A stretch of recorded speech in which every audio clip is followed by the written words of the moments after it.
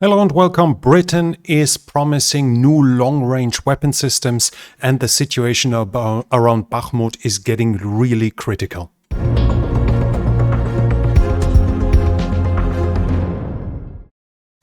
Before we start with the situation in Ukraine, we are going to talk about something else that happened, the big earthquake inside of Turkey that also hit Syria. As of right now, 11,000 people have been confirmed dead. The number is expected to rise further. While on this channel we are talking about horrible things all the time, and this is another horrific event, maybe at some point it can also give us at least a glimmer of hope that humanity can at least in some way overcome its differences, when we not only see that Ukraine and Russia both have sent personnel to aid with the rescue, so they might meet inside the rubble and work together to save Turkish or Syrian lives. Armenia, one of the arch enemies of Turkey, has sent aid, and we have here a video of an Iranian Air Force plane sitting right next on the tarmac to an Israeli plane, because both nations have sent aid to Turkey. As said, a horrible event for this, but at the same time, it might be giving us some hope that in the end there might be some prospect of overcoming differences after all, if all sides see the bigger picture over at some point. But while this seems to be like fantasy right now, we have to go back to the war in Ukraine, which is raging right now and probably causing casualties in the three figures on both sides each and every day. Ukraine is still expecting a further Russian offensive, that the Russian offensive is coming. They expect that Russia might try a big attempt to basically turn around the war and to pre-decide it with one big offensive. Reznikov, the Ukrainian defense minister, said he expects the start of the offensive to be on the 24th of February out of symbolic reasons, so that Russia would basically show that at the moment the war is 1 year old, it's starting with a new offensive. So far, though, there is no confirmed offensive positions, offensive formations being observed in either Belorussia, nor in the direction of Chernihiv, nor in the direction of Kharkiv itself. So a new invasion out of Belorussia or Russia directly over the international border is not to be expected, as of now at least. Unknown sources, which are obviously we can't confirm or say anything, told the Financial Times, unknown sources inside of Ukraine told the Financial Times that they expect the offensive to start in the next 10 days to force a decision before the Western IFV and MBTs are arriving, which would then be an indication that Russia is taking those deliveries really serious. We have, though, kind of good news for Ukraine, by quoting once again, Igor Girkin, who is also known as Strelkov, which was his nom de guerre when he basically initiated the war in Ukraine, in eastern Ukraine in 2014. He is one of the ultranationalists. He wants Russia to crush Ukraine.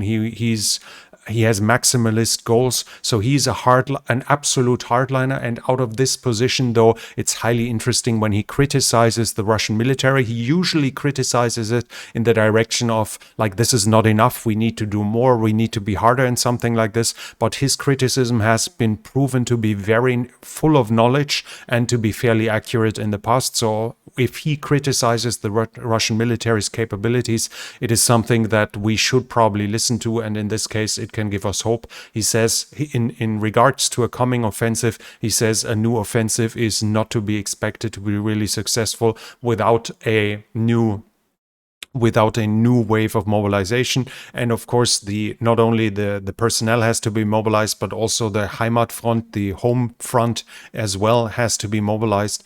And he expects a timely culmination of any Russian offensive. So no big breakthrough, maybe some gains, but that this would be the offensive that changes the overall war, he does not expect. On the Eastern Front, we have news that of further Russian advances. Dvorichne, which is here is now seems to be completely in Russian hands, because we see Russian positions now on the western outskirts of the city, and as they are coming basically from the east, we should expect that the Ukrainian presence inside of Dvorichne has been removed. So they have advanced and fully captured Dvorichne. There were also reports that Snykivka, which is here, might have fallen to the Russians. This is not fully confirmed yet, but seems not unlikely, which would indicate further advances towards Kupiansk, and obviously would threaten at some point the line of communication down here to the Ukrainian positions at Novoselivsk and along the whole front line here. There are more and more rumors about Russian successes between the Svatove-Kremina line, so more or less in that area from Chervono-Popivka, Ploshchanka, Novovodiane, all along this area. There are rumors of Russian successes. Mostly the Russian military bloggers are saying that they have success there. We don't have any confirmation yet. And we have also rumors of Russian successes directly west of Kremina, in the direction of Torske, as well as southwest in the area of Dibrova. Most of this is unconfirmed, but the density of reports seems to indicate that the Ukrainians are currently actually being pushed back, even though I cannot fully confirm that.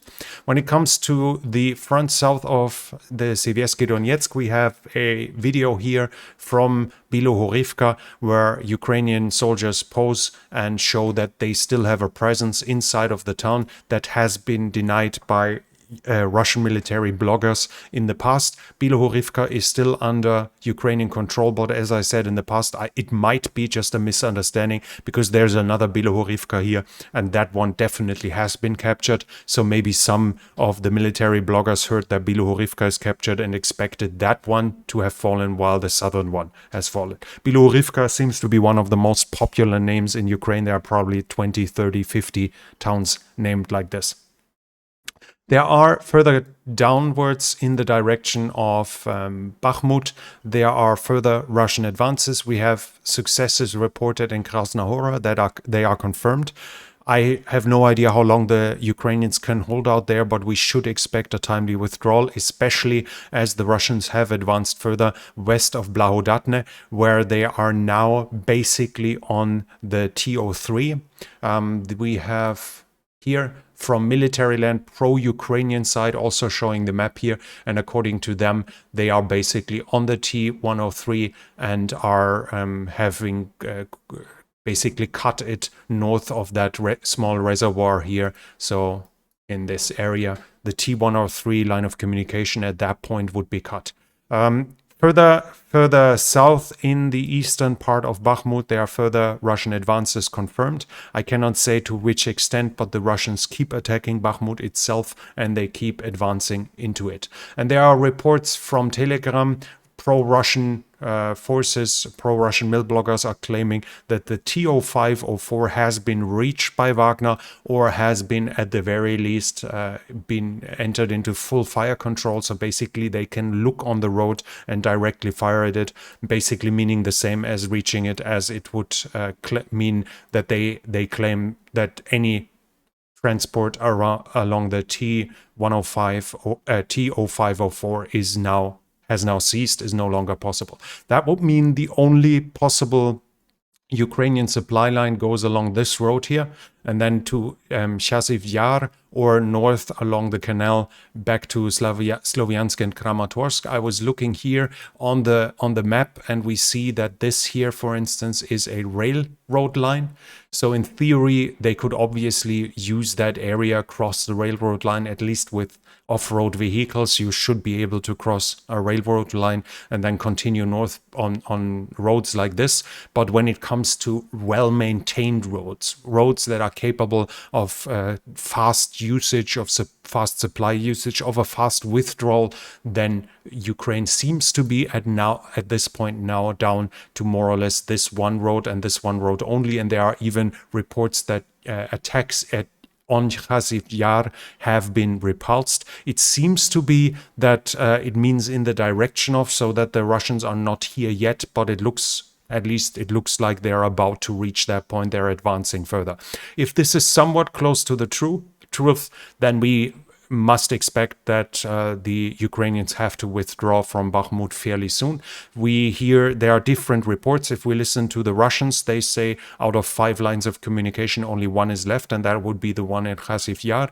We have reports, we have voices from the Ukrainian side which downplay the situation and say it's not critical yet. But at least with studying the map, I would expect the Ukrainians to withdraw in short order. So maybe in the next 3 to 5 days. That seems to be likely. That that seems to be necessary. Of course, there are some in this prediction. There are some positions, some points where I can't be precise for the simple lack of knowledge. For instance, how much they are using off-road possibilities to continue supplying themselves. Obviously, if they go along here somewhere up there, then even reaching Chasiv Yar might not be that much of a drama yet. But at least looking on the map, it seems like time is running out for the Ukrainian presence within Bakhmut.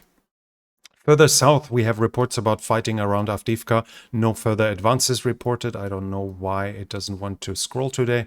No further advances reported here. Around Vodiane is the loss is now definitely confirmed. So there were rumors for a while, but we know now that the Russians control Vodiane. And further south in Vuhledar, the situation has stabilized. The Ukrainians say it has stabilized, and from the Russian side, it's also more about talking about positional battles, but not rapid advances. So it seems that the Russians are stopped there, at least for now.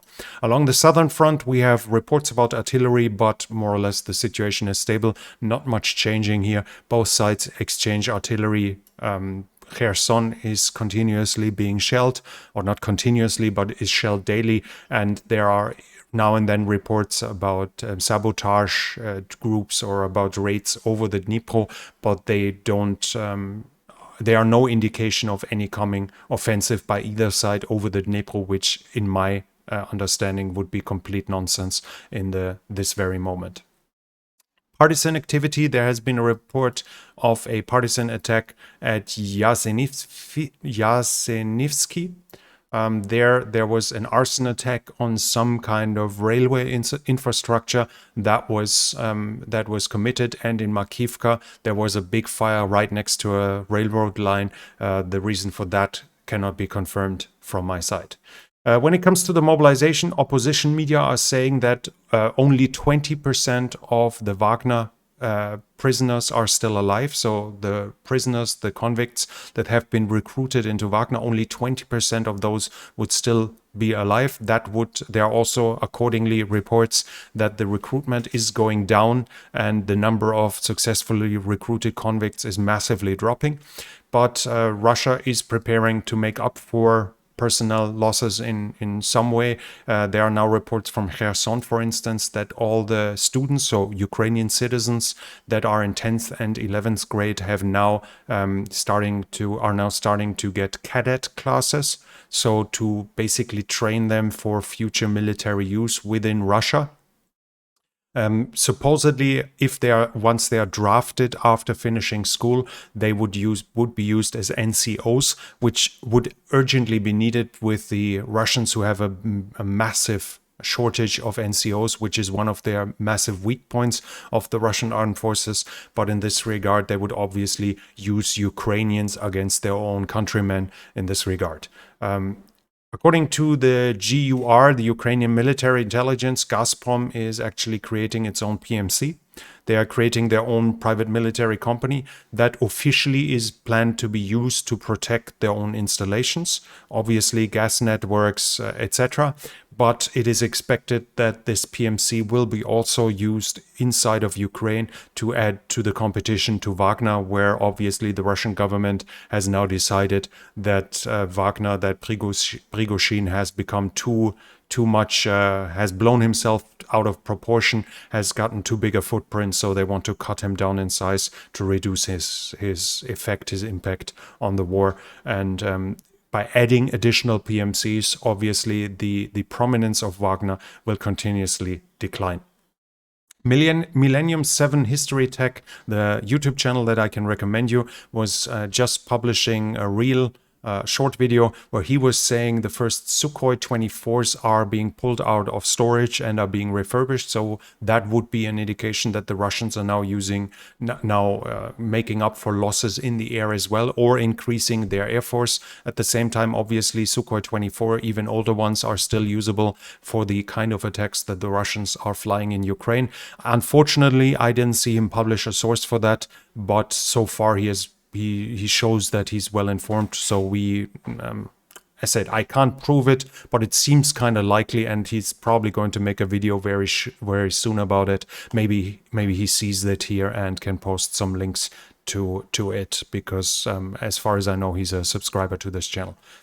Other than that, we have the Russian Ministry of Defense that is proposing a change in law that would allow all Russian military personnel, including conscripts, to voluntarily participate in peace missions. Now, this could be somewhat framed in the direction of this war, but I don't think the Russians are trying to call this a peace mission. So what is likely that this is, for instance, a result for the blockade of Nagorno-Karabakh, which is blockaded, I think, for like 2 months now by the Azerbaijanis. In the ceasefire that was signed between Armenia and Azerbaijan, Azerbaijan recaptured and received most of their territory back of the buffer zone, basically. Everything they conquered, plus all the provinces around. But part of it was that Armenia is allowed to use the Lachin corridor, which is a land bridge basically between Nagorno-Karabakh and Armenia, that they are allowed to use it. And it was supposed to be protected by Russian peacekeepers. Now, we have heard in the past that the Russians have reduced their forces in Armenia, in the Nagorno-Karabakh region, to reinforce their forces inside of Ukraine in their fourth generation efforts. And apparently the Azerbaijanis have used that for a blockade of the Lachin corridor, which is already claiming lives within Nagorno-Karabakh. And from what I've read, there is a famine starting there as well as of now. Obviously, this is due to the weakness of the Russians, both that they are distracted in Ukraine, which meant that they left Armenia alone when its own property, its international recognized territory, was attacked and partially occupied by Azerbaijanis a few months ago. There was no military aid coming from Russia despite its obligations through the CSTO treaty. And in this regard, the Russian peacekeepers are incapable of protecting the Lachin corridor. With a change in law like this, Russia would be allowed to use its conscript for a mission like this, or for instance, to use conscripts to guard military installations in Syria, where they are not in grave danger. All of this is now forbidden, as the current law says in Russia that conscripts are not allowed outside of the country and not allowed in military special operations, etc., as reaction to the experiences with the Chechen wars. So right now, Russia might have conscripts that are willing to do jobs where it's unlikely that they are getting shot at, but they legally can't do it. So the Russian Ministry of Defense would like to open up new areas where they can generate personnel for second-rate missions that they still have to fulfill. In the political sphere, Putin has signed a new law that is now allowing deputies and senators to no longer publicize their income. Now it can be done anonymously. I think it's done over the income tax. I'm not completely sure. And the best part is it's being extended to regional and local areas as well. So from my understanding, everyone basically who is elected has no longer any need to publish his income, which obviously is a massive increase and a massive aid for corruption, as you don't have to publish that you only earn $12,000 a year. And so if you're driving a new BMW or new Mercedes, nobody can rightfully ask, we have it here on paper, you only earn $12,000. How can you pay a $70,000 car? In this regard, obviously, this is meaning that corruption will flourish even more within Russia. The question would be, why does he do it? The most likely reason is that he's intentionally buying the loyalty of the elected, of potential leaders of uprisings or anything like this in times of war, by allowing them to put their fingers into the purses of the state as much as they want. The Moscow Times is publishing that, where is it? Here. Moscow Times is saying that last year, this is the insider, they are quoting the Moscow Times, that Russia has refurbished thousands of bunkers. This obviously shows us that Russia is taking at least in consideration that this war might extend massively.